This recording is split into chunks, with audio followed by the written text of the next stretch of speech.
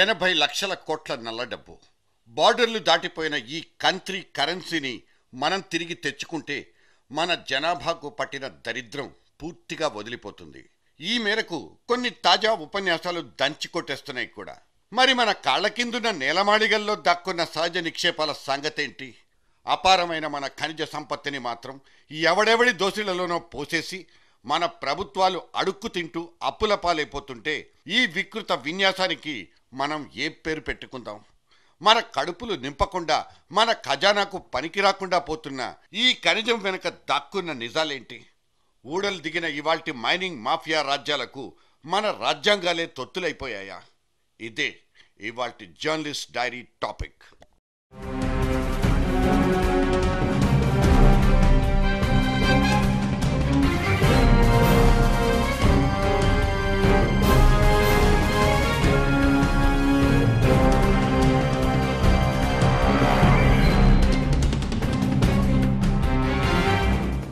బలిపీఠం ఎక్కిన బళ్ళారి బతుకులు క్రమక్రమంగా కోలుకుంటున్నాయి. బీటలు వారిన అక్కడి జనజీవనం ఇప్పుడిప్పుడే జవసత్వాల్ని కూడదీసుకుంటోంది. గనిబాబుల బాగోతాలు బట్టబయలై తవ్వకాలన్నీ ఉన్నపళంగా ఆగిపోవడంతో చేతిలో పనుల్లేక 4 మెతుకులు దొరికే మార్గం తెలియక బావురుమన్న కాంట్రాక్ట్ కార్మికుల కళ్లల్లో ఇవాళ మెరుపు కనిపిస్తోంది. దాదాపు 150 దాకా ఇనుప గనుల్లో తవ్వకాలు షురూ చేసుకోవచ్చన్న సుప్రీంకోర్టు ఆదేశం బళ్ళారి జిల్లాలో కదలిక తెచ్చేసింది. 16 నెలల నుంచి అర్ధాకలితోనే బతుకు బండిని లాగి అలసిపోయిన దాదాపు 1.5 లక్షల కుటుంబాలకు పునర్జన్మ దొరుకుతుంది.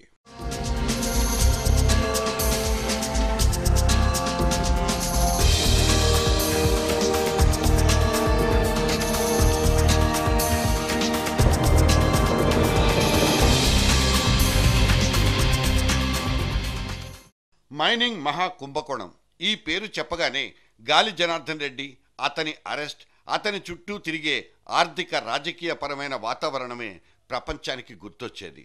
కానీ అక్రమంగా లక్షలాది టన్నుల ఇనుప ఖనిజాన్ని తవ్వుకుని కోట్లకు పడగలెత్తిన గాలి సామ్రాజ్యంలో రాళ్లెత్తిన కూలీల సంగతిని మాత్రం ఏ ప్రపంచమూ పట్టించుకోలేదు. సిబిఐ దాడుల్లో దొరికిపోయి అక్రమాల వెలికితీత, గనీఖాన్ల అరెస్టు పర్వాలు షురూ అయిన తర్వాత దాదాపు 180 ఇనుప గనుల్లో సడన్గా తవ్వకాలకు బ్రేకులు పడిపోయి తాళాలు వేళ్లాడదీసి కంపెనీ పెద్దలంతా పత్తా లేకుండా పారిపోయారు.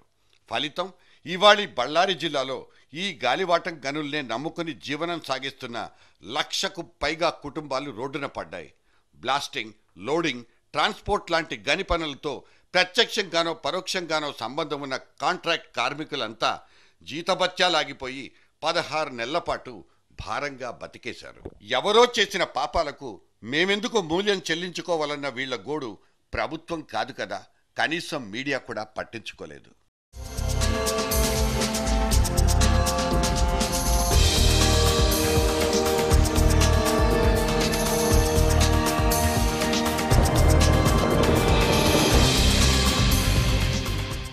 మైనింగ్ మాఫియాగిరి వల్ల కేంద్ర ఖజానాకు పడే భారీ గండితో పాటు ఇలా జనజీవనం అస్తవ్యస్తం అయిపోవడం అనేది కనిపించని ఇంకో తరహా నష్టం. అందుకే ప్రభుత్వాలు, న్యాయస్థానాలు ఈ గనిగాళ్ల నిలువు దోపిడీని జాతీయ విపత్తుగా పరిగణించుకోవాల్సిన దుస్థితి. గాలి సోదరులతో ఆగిపోకుండా జార్ఖండ్, కర్ణాటక ముఖ్యమంత్రుల మెడకు బిగుసుకున్న కేసులు, ఒడిశా, ఉత్తరప్రదేశ్, గోవా రాష్ట్రాల్లో పార్టీలకు అతీతంగా వెలుగు చూసిన భారీ సైజు కుంభకోణాలు వెరసి మన దేశంలో మైనింగ్ అక్రమాల తంతు ఒక అంతులేని మెగా దగా సీరియల్. కేంద్ర మంత్రి కిషోర్ చంద్రదేవ్ రద్దు చేయాలని డిమాండ్ చేసిన మన బాక్సైట్ గనుల ఒప్పందాల మీద ఇప్పటి వరకు పరిశీలనే జరిగింది లేదు. దాదాపు అన్ని రాష్ట్రాల్లోనూ ఇదే పరిస్థితి. అటు ప్రభుత్వమైనా ఇటు ప్రైవేట్ వ్యక్తులైనా మైనింగ్ మాఫియా అనబడే ఒక పవర్ సెంటర్ చేతుల్లో కదల్లేని కీలుబొమ్మలు.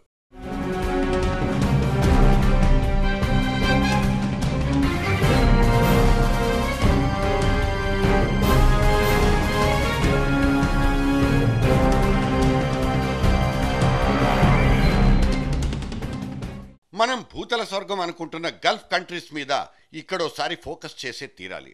ఎస్, అవన్నీ ఆగర్భ శ్రీమంత రాజ్యాలు. అక్కడి సిటిజన్లందరి జీవితాలు వడ్డించిన విస్తళ్ళు. నేల నిండా నూనె బావులున్నాయన్న ఆ ఒక్క అదృష్టం కొద్దీ అక్కడ గరీబోడు వెతికినా కనిపించడు.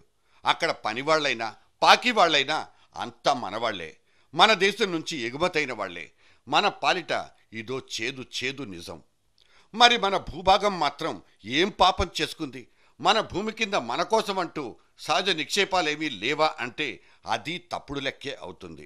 భారత భూగర్భంలో మొత్తం మన కాళ్ల కింద 87 రకాల విలువైన ఖనిజ సంపద ఉంది. ఇదంతా ఫలానా అంటూ ఎవ్వడికీ సొంతం కాని సహజ వనరు, లక్షల కోట్ల ఖరీదైన ఫక్తు జాతీయ సంపద. దీన్ని సక్రమ పద్ధతుల్లో తవ్వుకుని వినియోగించుకున్న లేదా విక్రయించుకున్న దేశం మొత్తం సుసంపన్నంగా సౌభాగ్యవంతంగా వర్ధిల్లే అవకాశం ఉంది. ఆ విధంగా పేదరికాన్ని పొలిమేరల దాకా పారదోలుకొనవచ్చు. పైగా ఖనిజ సంపదున్న భూముల్లో సింహభాగం పచ్చటి అడవులు మరియు ప్రపంచం తెలియని అమాయక గిరిజన ప్రాంతాలు. సరైన పరిహారం ఇప్పించి ట్రైబల్స్ను మనదైన జనజీవన స్రవంతిలో కలుపుకోవచ్చు కూడా.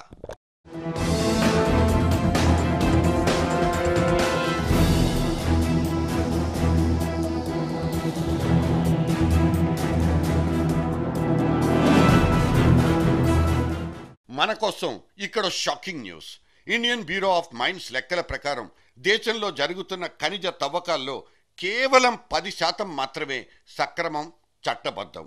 మిగతా 90% ప్రాంతాల్లో జరిగే తవ్వకాలన్నీ పచ్చి అక్రమాలు. ఇవన్నీ చట్టాలకు దొరకకుండా ఫాల్తుగాళ్ల నేతృత్వంలో జరిగే నేరాలు, ఘోరాలు. అలాగని ప్రభుత్వాలకు తెలియకుండా గుట్టుగా జరిగేవి కాదు. బహిరంగ దోపిడీ అనబడే బరితెగింపు కార్యక్రమాలు. గన్ల నియంత్రణ, అభివృద్ధి కోసం అంటూ మనం రాసుకున్న ప్రత్యేక చట్టం ఒకటి 4 సంవత్సరాల నుంచి ముసాయిదా పేపర్ల మీద నుంచి కిందికి దిగే రాలేదు. బడా కంపెనీలు, ఘరానా గనిగాళ్లు జరిపే లాబియింగ్ పుణ్యమా అంటూ సదరు చట్టం అటక మీదనే భద్రంగా ఉండిపోయింది.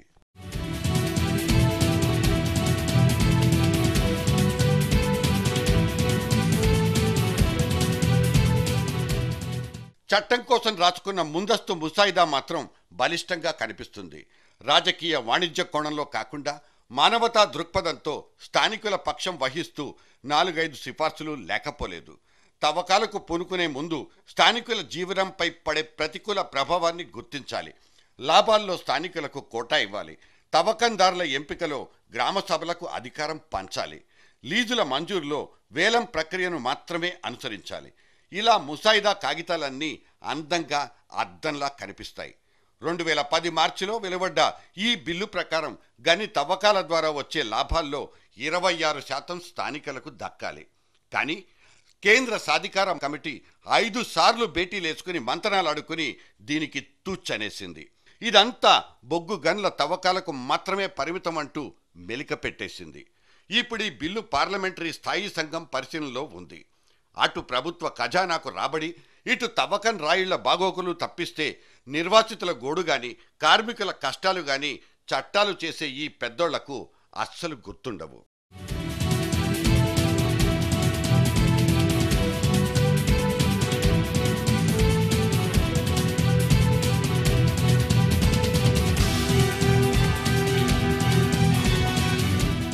పెరు, బ్రెజిల్ లాంటి చిన్న చిన్న దేశాల్లోనే మైనింగ్ చట్టాలు మానవతకు దగ్గరగా ఉంటాయి.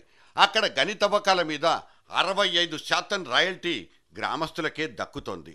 మరి మనకేమైంది? ఇక్కడ తవ్వకాల ద్వారా ప్రభావితమయ్యే వ్యక్తి ఎవరు అనే దానికి నిర్వచనమే లేదు.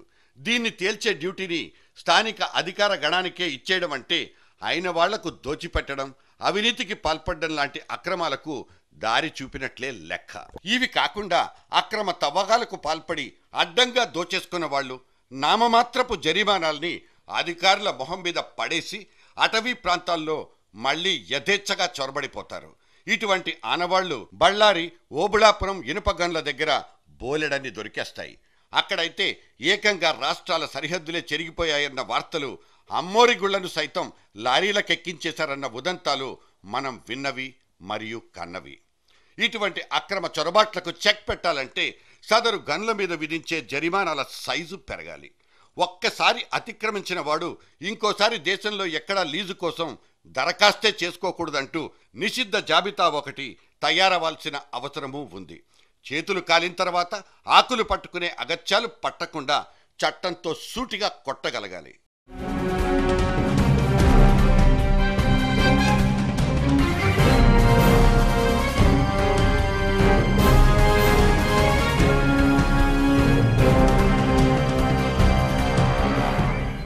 ఇలా పకడ్బందీ చట్టాలు లేకపోవడం, నియంత్రించాల్సిన వ్యవస్థ నిద్రపోవడం వల్లే బళ్ళారి చుట్టూ అరాచకమే రాజ్యమేలింది.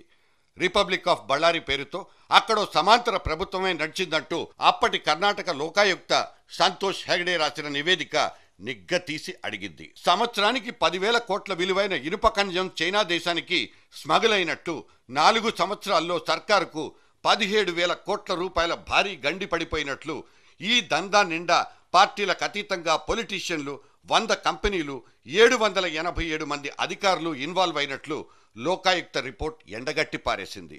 ఇవన్నీ మన ముందు నుంచి చెప్పుకుంటున్న సంగతులే. ఇప్పుడు కోర్టు ముంగిట్లోకొచ్చిన దారుణమైన విషయాలు. కానీ మన దాకా రాకుండా మరుగునే ఉండిపోయి నిన్నటిదాకా మగ్గిపోయిన, ఇంకా మగ్గిపోతున్న బళ్ళారి గని కార్మికుల బతుకులు, వాటి వ్యధలు మళ్లీ మొదలెత్తుకోవన్న భరోసా అయితే ఇక్కడ లేనే లేదు. గాలిగన్ల కరప్షన్ ఎపిసోడ్ మొదలై ఎన్నాళ్లయిందో తెలుసు. ఇవాల్టి దాకా దాని దర్యాప్తు ఎంత ముందుకు సాగింది, ఎప్పటి లోపల కొలిక్కొస్తుందన్న సందేహాలకు మాత్రం మన దగ్గర సమాధానాలు లేవు. ఒక్క గాలి దుమారం దేశవ్యాప్తంగా ఉన్న అన్ని గని తవ్వకాల్ని మట్టి కరిపించిందన్నది మాత్రం ఒక చేదు నిజం. లీజుకివ్వడం దగ్గర మొదలు పెడితే ఖనిజాల తవ్వకం, రవాణా, ఎగుమతి దాకా అన్ని స్థాయిల్లోనూ నిస్తేజం, నిస్సత్తువ ఆవరించేసింది. 3,620 కోట్ల డాలర్ల ఎక్స్ట్రా లార్జ్ సైజున్న మన ఇండియన్ మైనింగ్ ఇండస్ట్రీ మొత్తం దాదాపుగా కుప్పకూలిపోయింది. పనులు లేక, పర్మిట్లు లేక కృషించిపోయింది, కునారెల్లిపోతోంది కూడా. కళ్ళు 2 బార్లా తెరుచుకునే నిద్రపోతున్న మన ప్రభుత్వాలు గని దొంగలకు ఎర్రతివాచి పరిచి వాళ్ళు, వాళ్ళ ద్వారా వీళ్ళు అక్రమార్జనకు అలవాటు పడ్డమనేది ఎప్పుడో షురూ అయిపోయిన ముచ్చటే. చేతులు కాలకముందే మేలుకుని గనిగాళ్లు ఆగడాలు మొదలు పెట్టకముందే వాళ్ల తోకలకు నిప్పు పెట్టినట్లయితే అదే ఈ మైనింగ్ మాఫియా మీద మీరు బిగించబోయే ఒకానొక ఉక్కు పిడికిలి.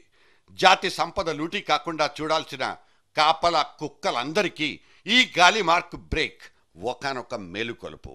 Just an awakening call.